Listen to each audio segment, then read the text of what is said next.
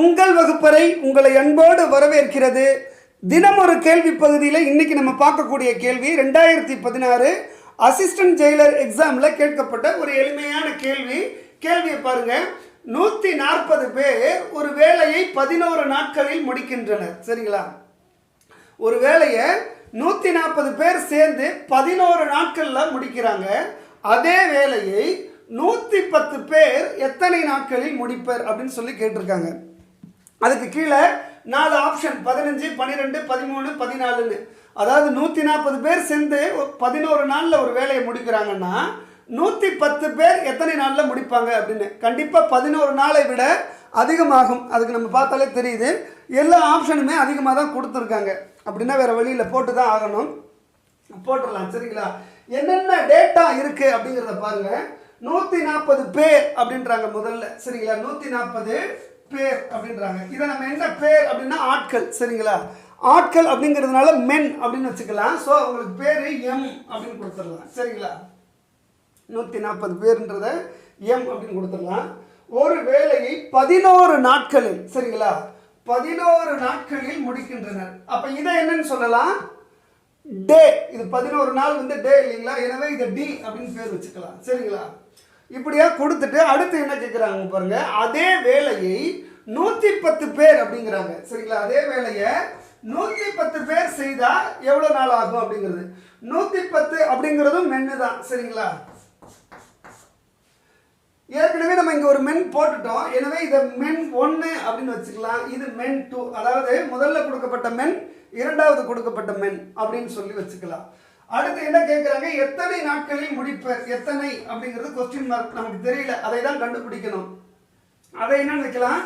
D2 அப்படின்னு வச்சுக்கலாம். சரிங்களா? D2 அப்படின்னு வச்சுக்கலாம். இப்போ ஒவ்வொன்றுக்குமே நம்ம பேர் வச்சாச்சு. முதல்ல இந்த பேரை கரெக்டாக வைக்கணும். எது இந்த ஃபிகரு எங்கெங்கே வரும் அப்படிங்கிறத முதல்ல கரெக்டாக ஃபிக்ஸ் பண்ணணும். ஃபிக்ஸ் பண்ணிட்டோம்னா இந்த கணக்கை போடுறதுக்கான எளிமையான ஃபார்முலா என்ன அப்படின்னு பார்த்தீங்கன்னு வைங்களேன். M1 into D1 equal to M2 into D2. சரிங்களா? M1 D1. அதாவது இங்கே D1 போட்டுக்கலாம். சரிங்களா?